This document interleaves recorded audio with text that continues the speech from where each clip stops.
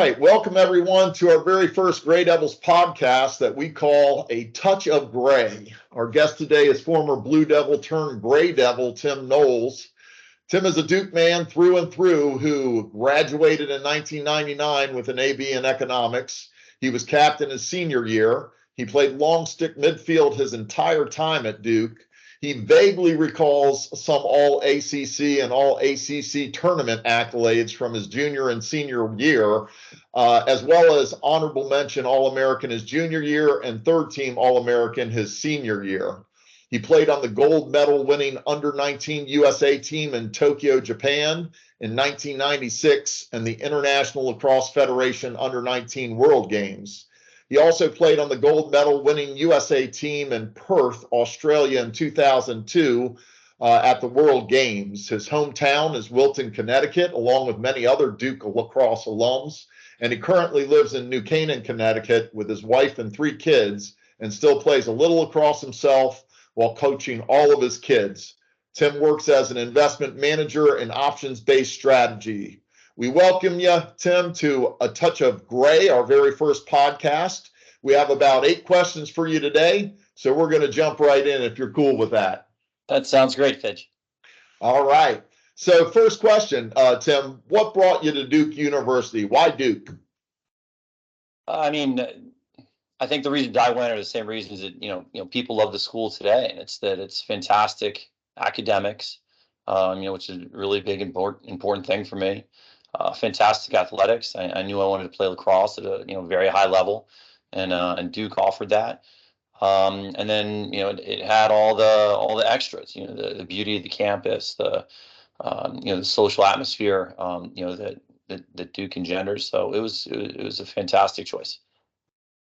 Yeah, I think everybody that'll see this will definitely agree with the choice. And for some of us old guys will know that we hit Duke at the right time.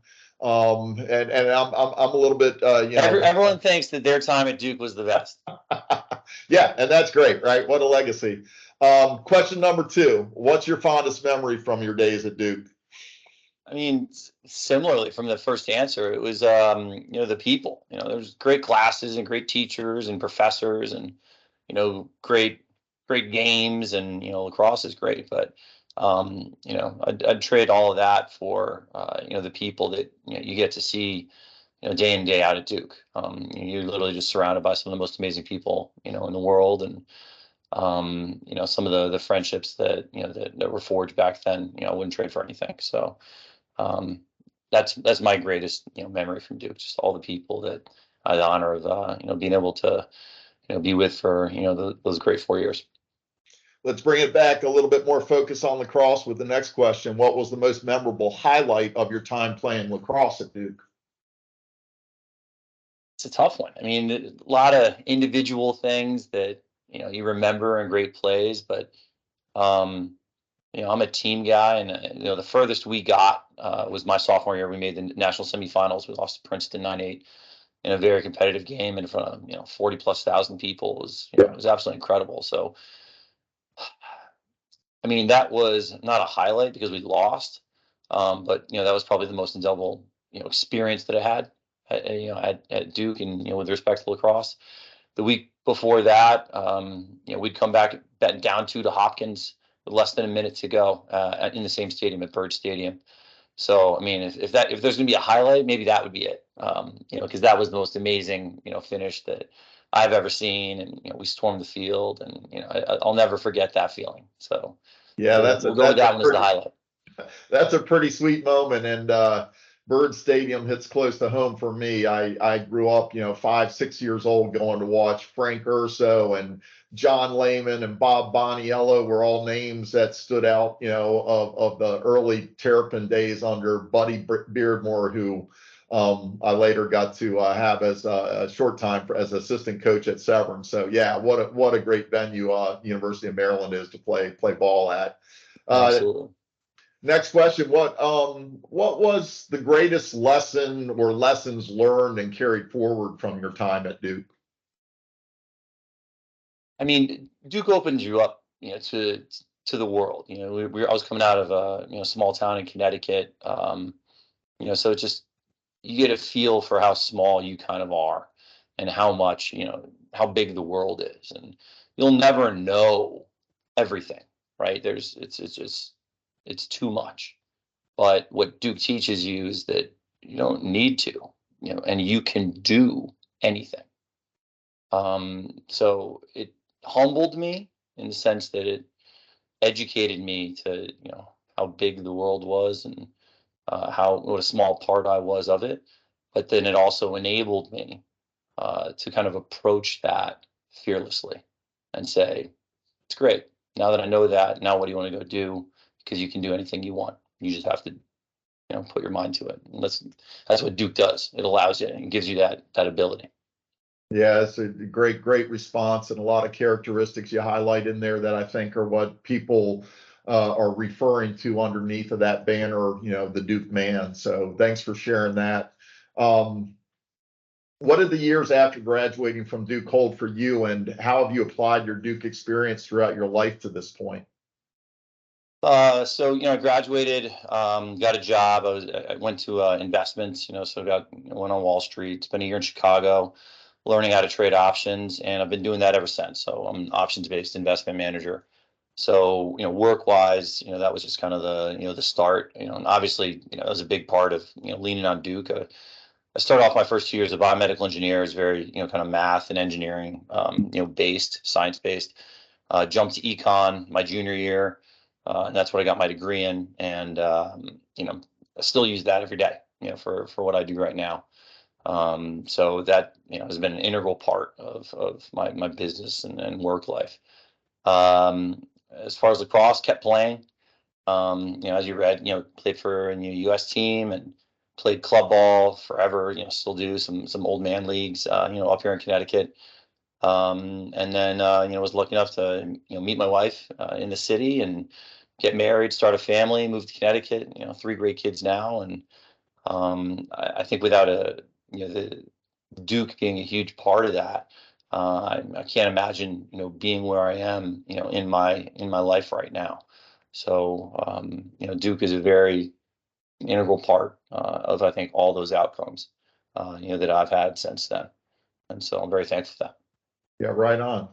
Why are your Duke lacrosse teammates and alumni lacrosse connections important to you, and how do you maintain those bonds?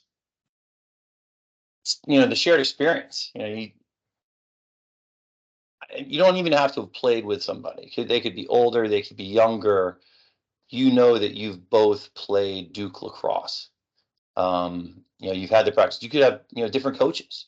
It doesn't matter. That it transcends, and that that's going to be your brother, and you're going to be able to share stories.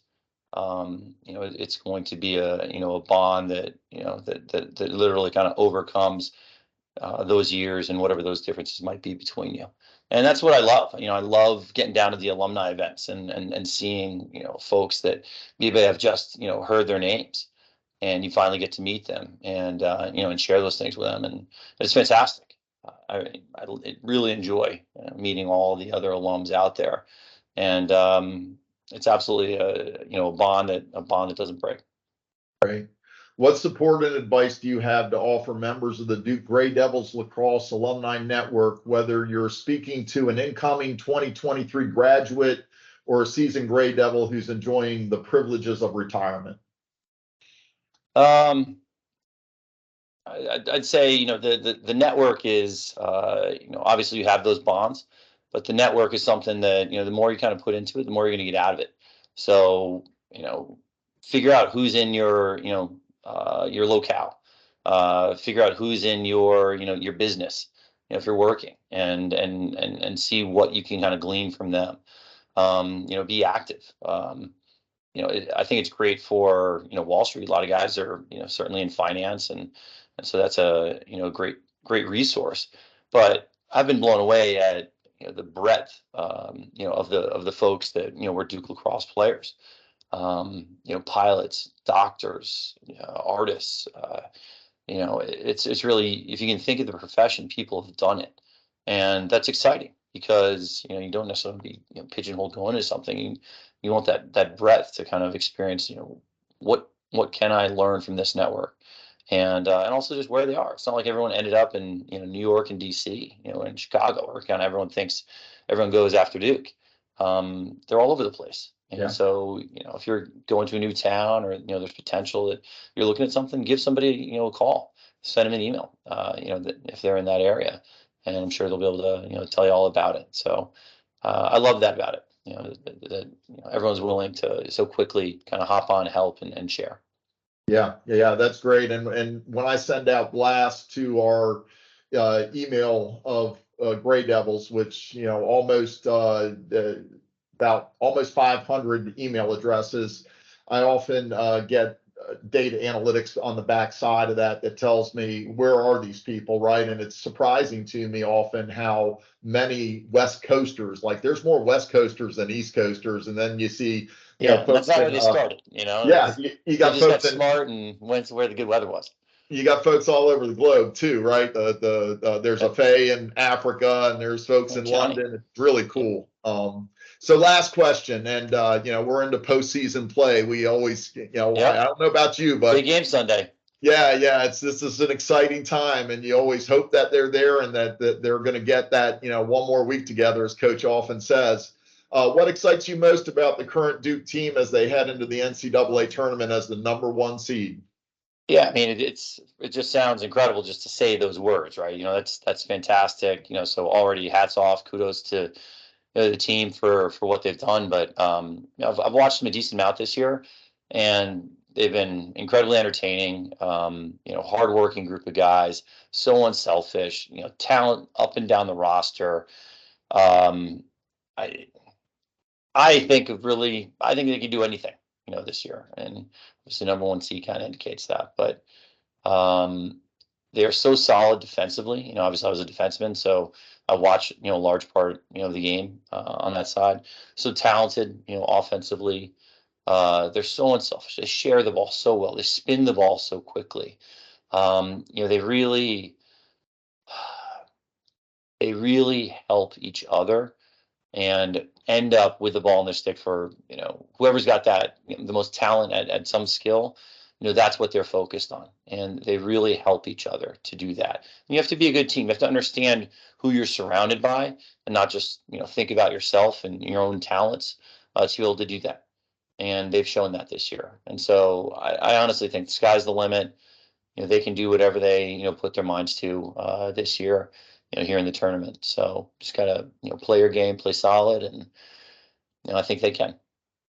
Well, Tim, I really appreciate you breaking the ice, so to speak, to be the first in a series of what I hope is going to be a great run at just featuring our alumni. And thank you for everything that you've done to both promote and support Duke, and more importantly, to support those guys that are coming off the field. I know that you have never turned down a request that I've made or others have made for you to engage with somebody who's interested in learning more about what you do, the profession, or just anything related to Duke or life. So thank you. Really appreciate it. Yeah, you're welcome, Fitch.